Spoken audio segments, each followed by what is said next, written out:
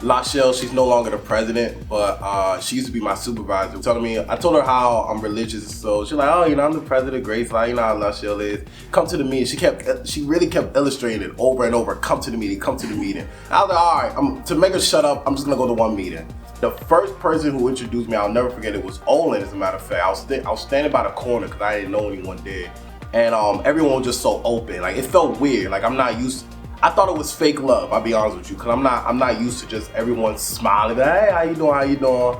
But then the first time I was there, it was a guy named Carlos, and apparently he's going to Cambodia. It was like a testimony, pretty much, explaining his story of how Grace Life really impacted his life. His story is a little bit similar to mine. You know, you don't know God, all of a sudden God touched your heart. The only difference is he graduated and he went all the way to Cambodia, and I was just like, okay. And I see people like praying for him. They got his head on. When somebody had their hand on top of his head, so I was like, okay, this must be serious. And I really feel like Grace Life found my purpose. And my purpose is really just to, I feel as though I'm very encouraging. I have this, like, everyone say I'm very inspiring. So if I'm very inspiring when it comes to schoolwork, why don't I become inspiring when it comes to Jesus? And one step I really took was, I'm the Bible study coordinator. So of course I need to have a Bible study.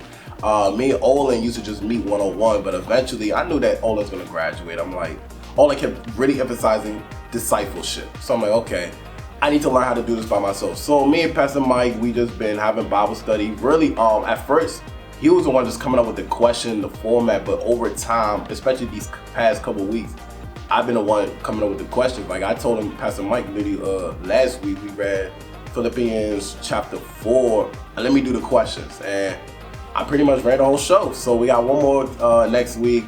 I think I'm getting better at it. It's just really, I want to focus on application questions. I don't want, like, of course, yeah, what does this mean? What does that mean? But how do you apply it to real life? And pray to seek God more. That's one thing, like, I really, this semester has really taught, I need to seek God. Like, yeah, I pray to God and so, but I don't have that desire, that type of fire within me to really, okay, God, I really, really want you. So want to just pray for everyone to seek God more and to remain focused. Because sometimes, you know, you've been doing, if you're in Grace Life for a long time now and you're doing the same routine over and over, you kind of forget, like, why did I even do this in the first place? And then you start losing yourself, and that's how you start slipping. So, no, like, pray for Grace Life to not only seek God, but to maintain the things that you're doing. Even if you're having bad days, rough days, just keep going, keep going.